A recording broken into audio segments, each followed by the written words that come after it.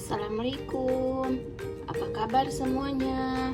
Semoga kalian semuanya selalu sehat selalu Ini hari saya nak kongsi resepi bolu karamel yang menggebu, yang lembut. Nah, tengok.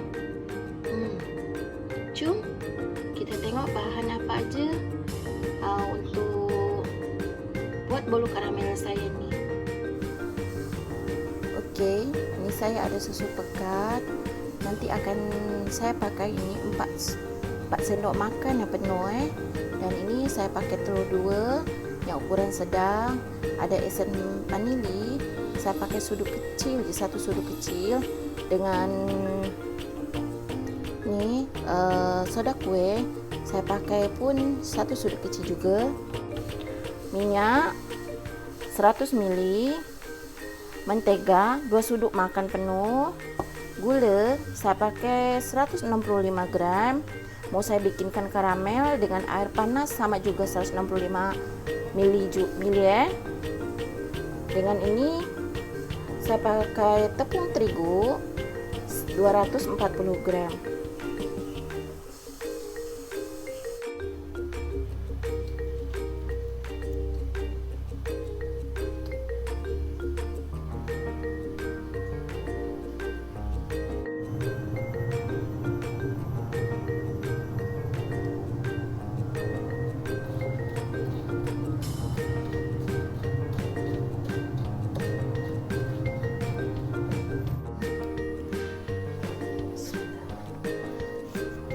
Bismillahirrahmanirrahim.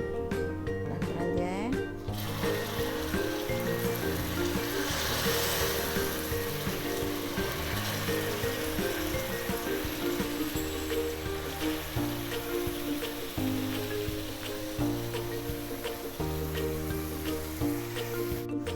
Karamel kita sudah jadi. Kita akan angkat Kita akan sejukkan nih karamel kita nih. Sekurang-kurangnya kita kalau nak bikin bolu karamel, sekurang-kurangnya 1 jam sebelum kita buat adonan, kita buat air gula karamel nih Oke.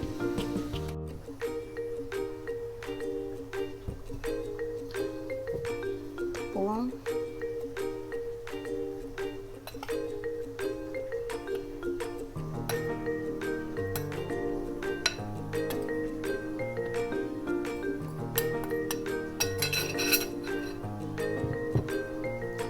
Air gula.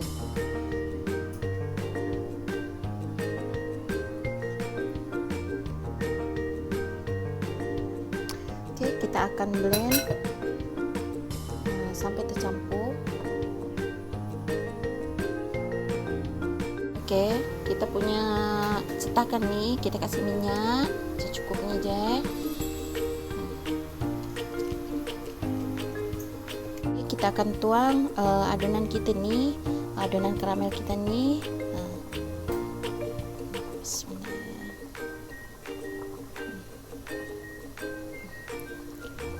Secukupnya aja macam ini.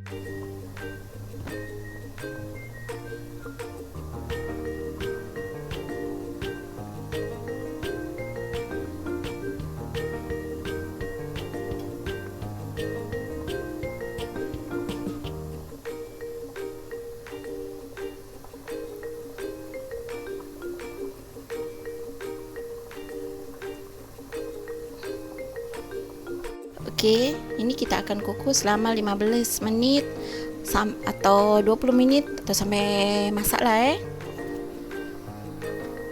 dengan api sedang aja Masya Allah, tengok kita punya apam karamel kita nih, atau bolu karamel kita nih kembang naik macam ni 2 kali lipat. Masya Allah, cantik kita angkat dan kita tiriskan, kita sejukkan, baru kita akan keluarkan dari cetakan. Masya Allah. Oke, semua ini kita dah masak. Kita akan keluarkan dari cetakan ini gampang sangat. Tengok, Masya Allah. macam ni je. Gebuk sana, kembang betul. Gemuk orang kata.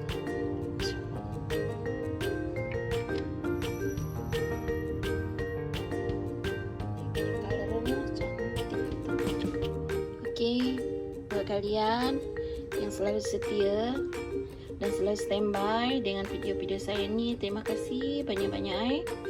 Semoga kalian semuanya sehat selalu. Terima kasih buat semuanya. Assalamualaikum.